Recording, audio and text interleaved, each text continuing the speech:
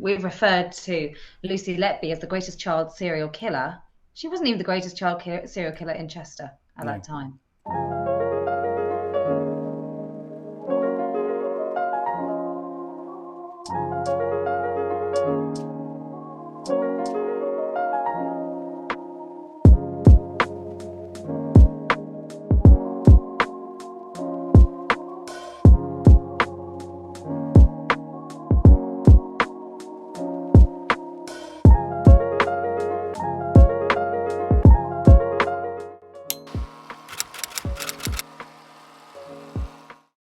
Hello everyone and welcome to this week's episode of About Abortion. I'm delighted to be joined by my old friend and colleague, Aisling Goodison.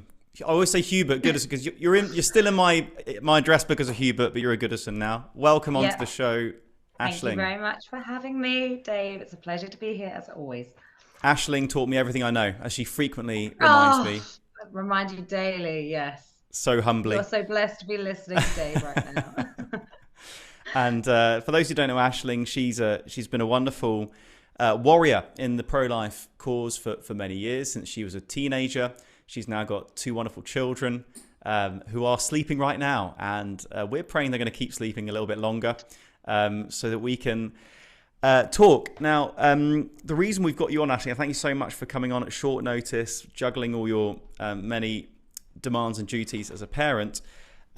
Is a story that broke in the news just recently. Now, I've been away on holidays, as I guess others may have been, and so I wasn't particularly aware of this story until I walked into a shop with my kids, and I saw pretty much on the front page of every newspaper a face of a young woman and wording such as "worst serial baby killer ever," things like this. And I was really shocked. I didn't really want my children to look at it. I tried to subtly take a picture of the front pages as I walked past. I thought I need to come back to that.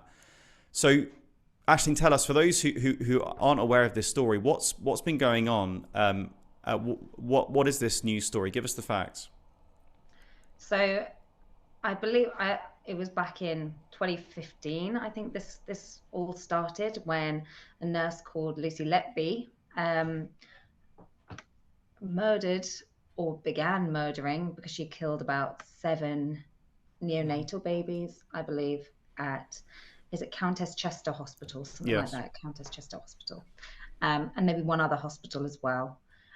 She was in her 20s, and she, the news broke a few days ago, I believe it was on Friday, that she had been convicted of murdering 7 babies and attempting to murder, I believe it was another 7 babies.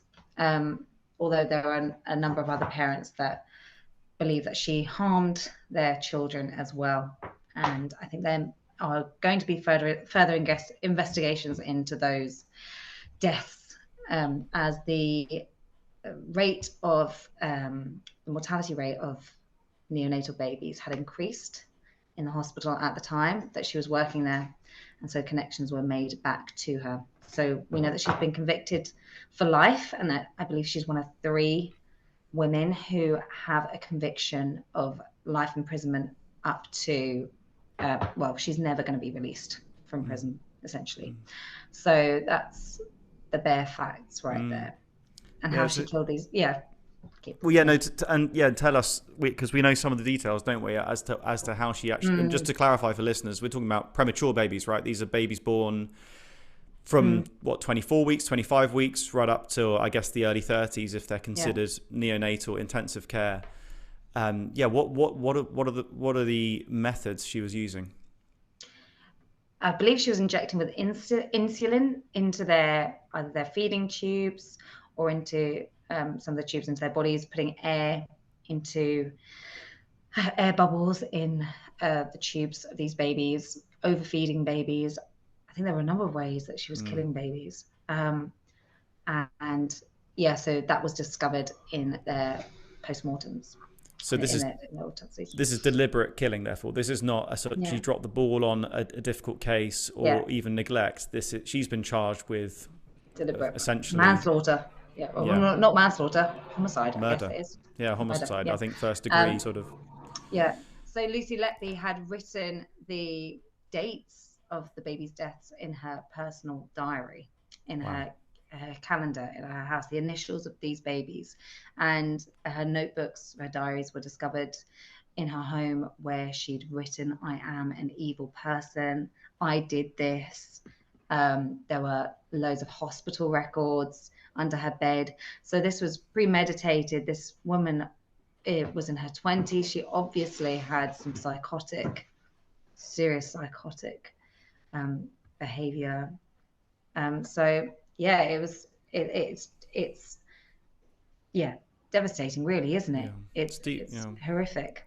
It's deeply disturbing. And I'd like to come back in a moment to the reality of evil, because what we're seeing here is beyond just someone being a bit selfish. There is a sort of there was a drive, wasn't there, to kill more babies. There was as I said, premeditation, taking records, and actually a lot of deceit around her practice, wasn't there? She managed to pull the wool over many people's eyes, colleagues, managers, the parents, obviously. So this is really deliberate, and we need to come back to that in a moment to just observe what's going on, and we need to know what's going on in the spiritual realm. But just before that, tell us what are some of the reactions you've seen to this news story? I mean, has anyone out there been saying, well, you know, it's Lucy Letby's right to choose, you know, if this is what she wants to do, then who's to stop her? What have the reactions been in the media? It's been very interesting, hasn't it? I mean, if you just look at The Guardian, for example, all these, you know, you can watch the full-length feature on it on YouTube. I think it's like 24 minutes long. And the language that they're using is language that is totally appropriate for what's happened. And the shock that a nurse, a healthcare practitioner, is working, you know, the Hippocratic Oath, you know, every doctor and every nurse signs up to his first do no harm, you know. And so how could a nurse who's charged with the care of the most vulnerable people in our society abuse her power and effectively destroy the lives of children and parents in the process? So it's, yeah, the language that I've observed has been completely appropriate. Shock, heartbreak, justice being served, and, you know, this life sentence which is going to continue until the point that she dies herself. So yeah, it's but also been, if I parallel that with abortion, has also been I've been deeply kind of like shook by it, because you're watching this it's a slightly schizophrenic culture where there's total heartbreak, total outrage, like healthcare, how could this happen? How could this, you know, a nurse do something that is so cruel and wicked? Yet that same culture would say, if you just give her a different title and put her in a different room, in fact, she could still be a nurse, actually, she don't have to give her a different title. If we just put her in a different room of that same hospital, and if we can't see the baby but do exactly the same thing to that baby, you know, we poison it, or in fact we can do even worse than that, we can use instruments of torture to dismember and decapitate that living child in the womb, then that is celebrated, and that is totally okay for that nurse to do it. And we'll pay her to do it, and we'll pay her to do it multiple times. So that is that's what really shook me as I watched. I was like, wow, what's going on here? What is going on here? And how can people be so you know, how can they have the audacity to choose in their minds to completely turn a blind eye to millions and millions and millions of babies in that exact same position, and yet dare to call this a travesty? You know, you can't do that. Yeah. You know, in my mind, it's like, you can't do that. Call it all what it is. Call it all what it is. It's the deliberate and intentional killing of innocent human beings. At the end of the day, that's what it is. So yeah, it's horrific. Yeah, I was reading the Guardian write-up on the story, and some of the language that's used. It says here the senior prosecutor at the Crown Prosecution Service, and you know those guys quite well, don't you, Aisling?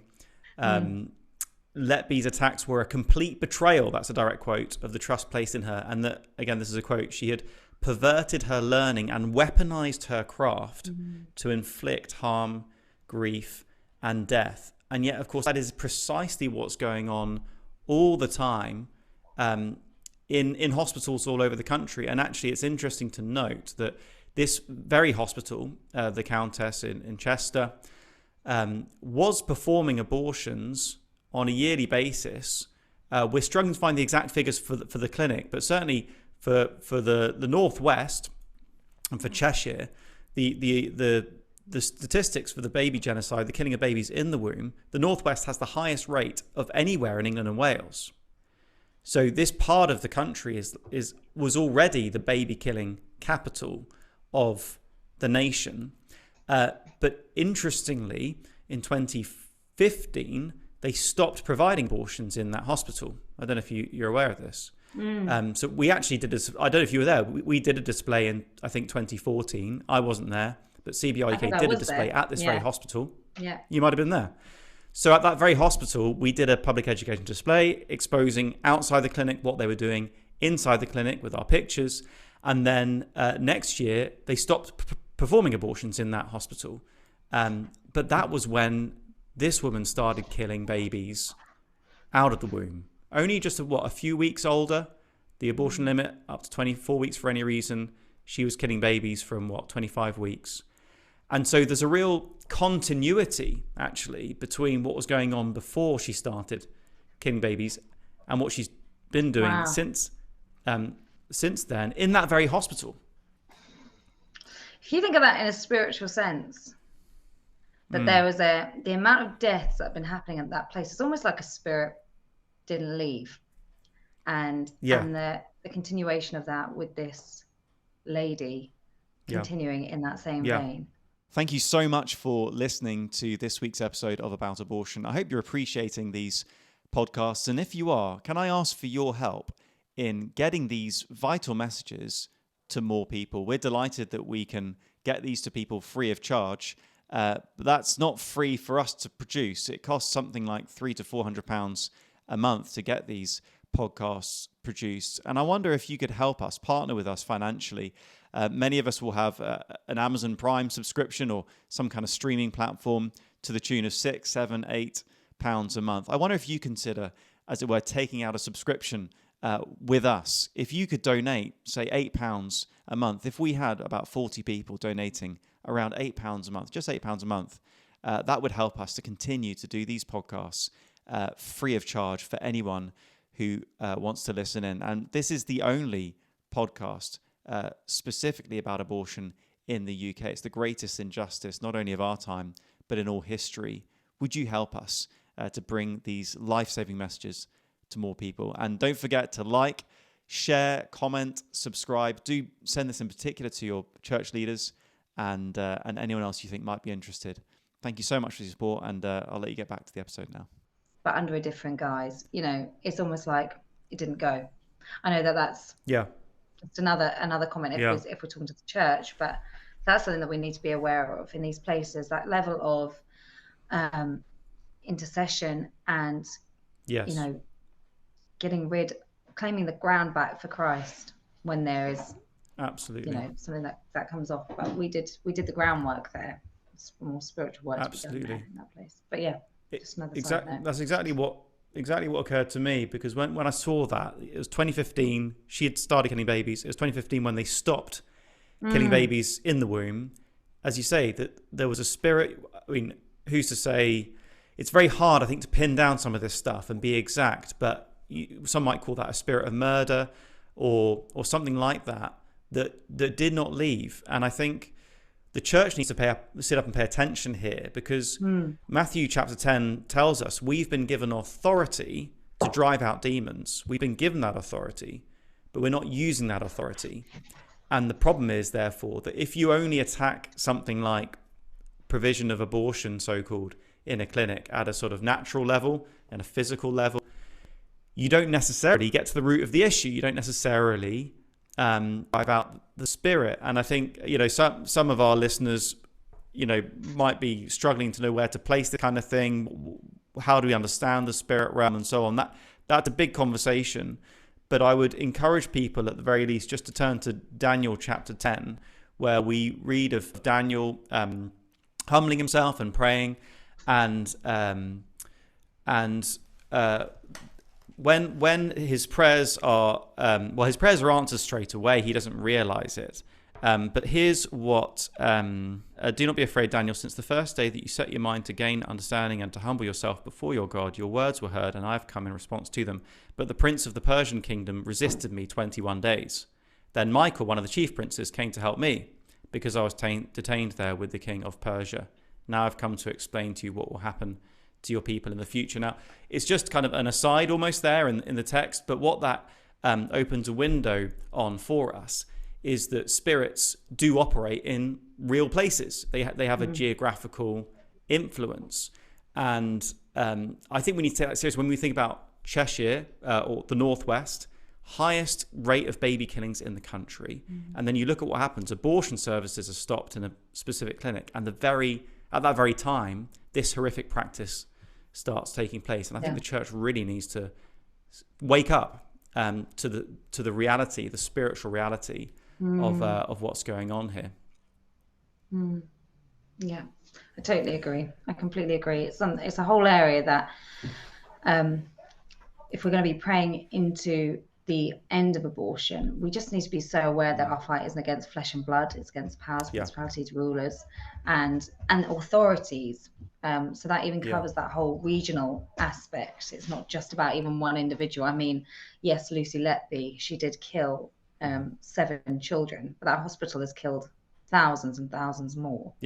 So it's if the church just gets this level of just awakening and understanding of this, we could go after this with a lot more. We could stop the Lucy Letbys from doing what they're doing.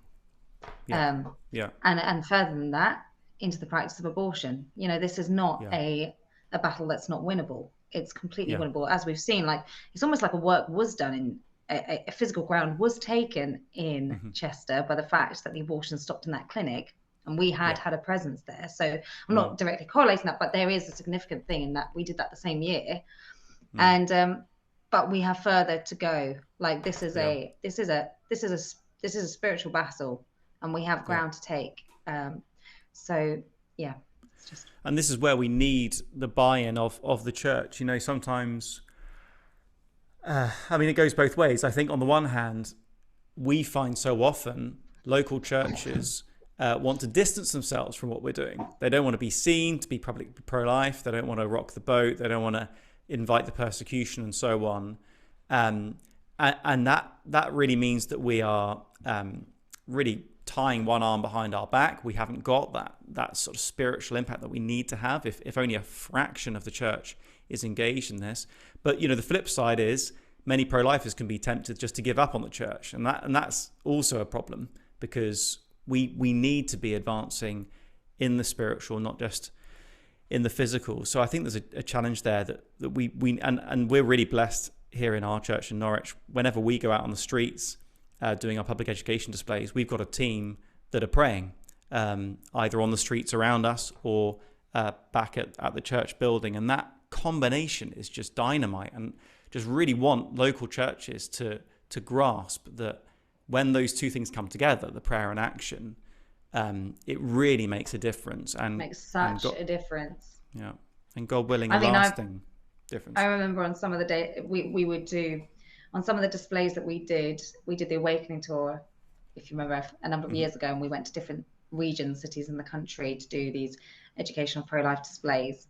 And we would have intercession happen before those displays, which was, you didn't realize how vital it was until the displays where we didn't have it. We did 2 displays where we didn't have that targeted intercession beforehand, and they were the hardest displays of the whole trip, and the persecution and attack against what we were doing, and the spirit in that area was it was like nowhere else that we'd done it in the country. And we'd done these at least 12 times. So you just don't realize how important and powerful targeted spiritual, the church doing their job as the hand or the foot, or the part of the body that they're supposed to be taking at that time for the intercession, so that we can have a much greater impact on the ground in what we're doing by exposing abortion. And I think part of it is that a lot of Christians simply do not, functionally, they don't believe in the reality of spiritual warfare. They don't, they'll say they believe that Satan's real, but they don't think that demonic activity happens in this country at this time. And so I think it's because we're quite naive to all of that we're disengaged in the battle. Now, the battle is raging. It's just about whether we engage and fight. It's interesting. We had one guy on our team who said that prior to coming out on our displays as a member, as an educator, prior to that, he didn't think that demons were active in this country. He thought that you'd see demonic activity maybe where the gospel's first advancing in a foreign land. And obviously he could see it in the Gospels in an Acts. But he thought where the Gospel's already been in a country, you don't really get demonic activity and that kind of stuff. And one display disabused him of that that belief. Instantly he said, I've seen it now. Because the demons come out to play. When you're showing the truth of the image of God, they come out to play. And I hope that as Christians read these news stories, because this podcast is primarily aimed at the church, to help the church to see what's going on here. I hope that the extremity of this case wakes people up to see evil is real and it's alive and it's happening in this country. You can't look at a case like Lucy Letby and see what she was doing and just think, oh, well, she was unhappy, or, she was just trying to advance her career. There's no way to make sense of what she did apart from the reality of evil and the activity of Satan. And no doubt the psychologists will try and explain it as some kind of mental condition, and there may well be that sort of layer of explanation, but we've got to see that it's Satan who has come to steal, kill and destroy. And when his clinic, his baby killing clinic, was shut down, he wasn't about to give up, and that's what people need to start seeing. And what's also interesting is in that hospital, we've referred to Lucy Letby as the greatest child serial killer. She wasn't even the greatest child serial killer in Chester at that time. No. I mean, there were abortionists who had performed literally thousands of abortions. And I debated Wendy Savage, who's done 10,000 abortions, and so Lucy Letby, by comparison, she was an unsuccessful baby killer. Yeah. Whereas these abortionists, they've learned how to make their money out of being abortionists. And not just that, like we don't just celebrate these abortionists, we put them at the head of our ethics institutions for the country, for the whole, Wendy Savage is on the BMA medical ethics team, so they decide the ethics of the nation when it comes to healthcare. And she's got the blood of 10,000 people on her hands, and we don't even say, in our eyes, in the country's eyes, she isn't a serial killer. She's protecting vulnerable women. What a load of, I don't know how we can get so, I don't even know what the word is to describe that. It's just shocking. It is shocking. It is shocking. And to an extent it's because, the church's silence does leave a vacuum, doesn't it? There's an open place there to be filled by someone to be the ethical lead for the nation, because where's the church's voice? I mean, I was on Twitter today. The Archbishop of Canterbury was tweeting about the Lionesses football match. You can get him to talk about football.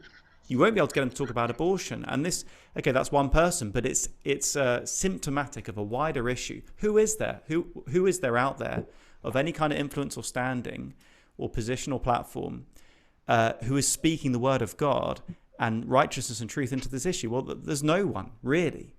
And so it is that we get the likes of Wendy Savage, a sort of chief practitioner in the genocide of babies, who's called a leading ethicist. That's the situation we're in.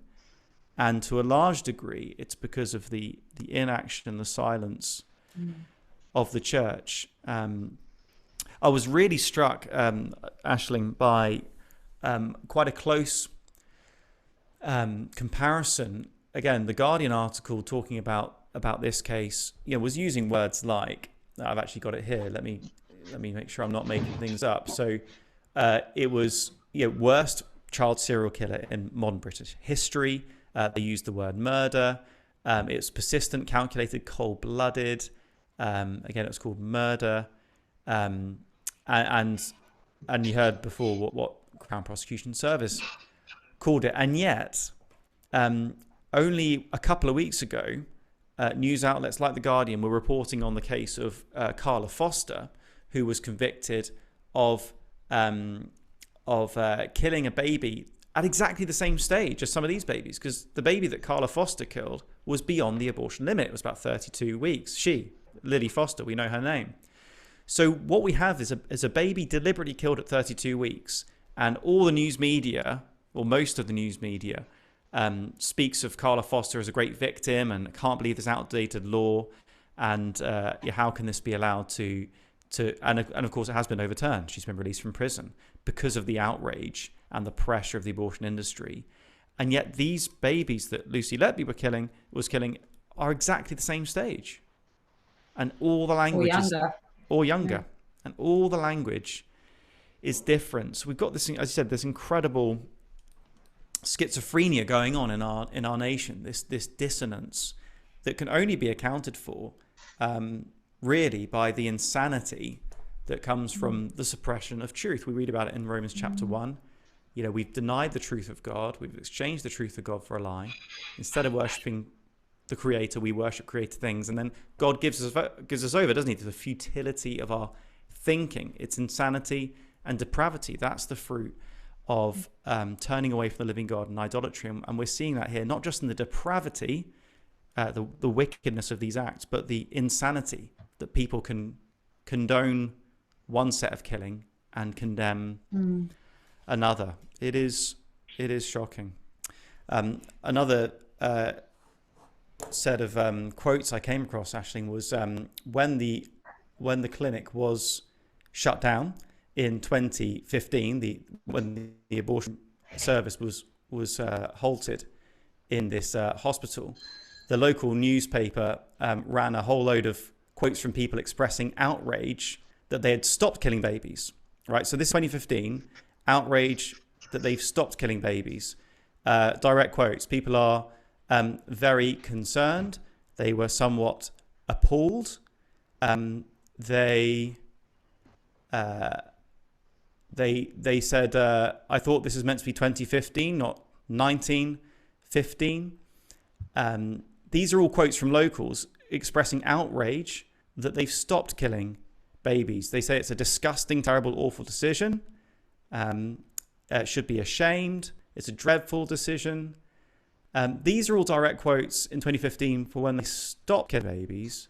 And then, of course, we're seeing the same language now being applied because they started killing babies, again, just at a different stage. It's that this is the age we live in, 2023, when you can condemn one set of baby killings but condone the other. Because what actually is the difference in those babies, in their ability to feel pain, in their ability to, actually in reality, what is the difference between their location that makes it justifiable to kill them in one place and not another place?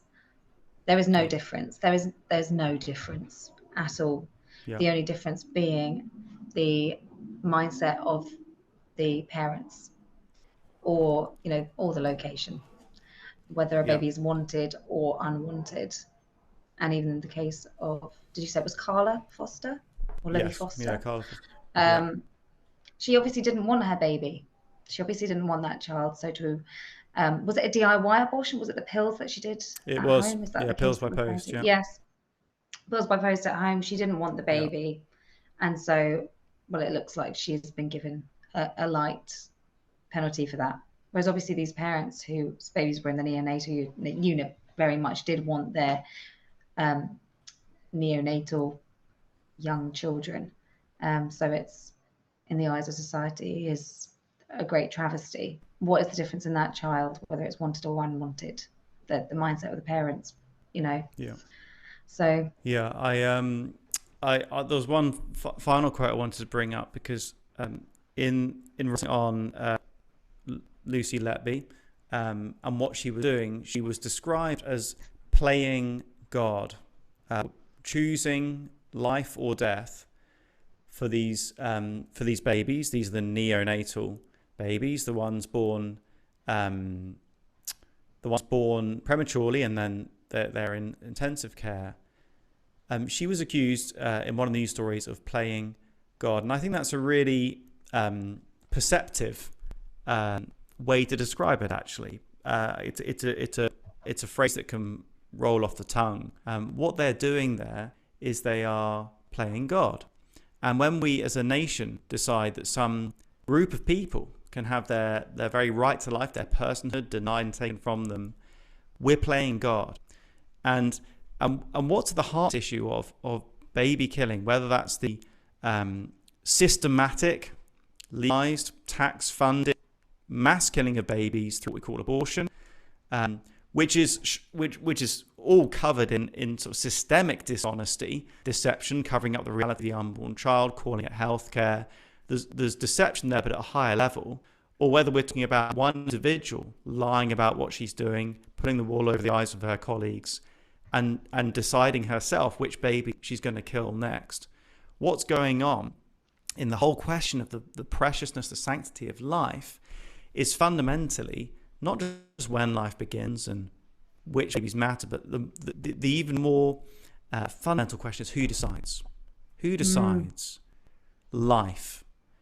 And there are only two answers to that. Either we allow the creator of life to be the authority over life and death, or we human beings seek to usurp that authority, take it into our own hands. And that is the root of every genocide, every great injustice, every individual murder. Right at the heart of it is a power grab where people decide they are God. They have authority over life and death. And that's where, again, speaking primarily to Christians, we need to understand what's going on in the case of Lucy Letby, Carla Foster, the baby genocide. It's an even greater issue than the lives of millions of babies, which is already a big issue. It's an even bigger issue because it's about authority. Because once man takes into his own hands the authority to decide right and wrong, life and death, it results in just the kind of harrowing stories we've been talking about today. Aisling, you've been really good to join us, and your babies have been even better to sleep so quietly. Is there anything else? They've been very well behaved. You've trained them well. Was there anything else you wanted to share or point out before we close, or are you all done? Well, I just thought, referring back to what you said about playing God, was that a media outlet that said that she's playing God? It was, yeah. It was. I'll try and recover who that was. It was one of the main. You carry on. I'll see if I can find it. Regardless of that, I just find that absolutely fascinating that our media would even dare to, use God's name when it's something that they don't agree with. They're playing God. But when it's something that they endorse, it's God. Who's God? Who is God? And at the end of the day, who is it for? So that is something else that our media has made themselves the God, the conscience of God, to decide who gets to play God. And I think that's a question to be put back to the media, like who is God really? And that's what we do as Christians. We show who God is, and we become his hands and feet on the earth. And we the scripture, let justice rain down. I believe that we are the enactment of that justice. His blessing to the nation is his people, but it's not going to be much of a blessing if we don't take a position and choose to. Justice is a doing word in the Bible. It's never a thought, it's an action. And so if we don't do justice, then we aren't participating in this great redemption plan that God has. So that's just a final thought. Amen. Absolutely. Thank you so much, Aisling. Well, thanks everyone for listening. And please do remember to like, share, comment, subscribe, all that kind of stuff. And please do share this one, especially with people in your church, with your church leaders. The great backdrop to stories like this is the almost total silence and inaction of the church. And that ought to trouble us. These podcasts are just a little way of trying to change that situation. So thanks for listening. and look forward to joining again next week.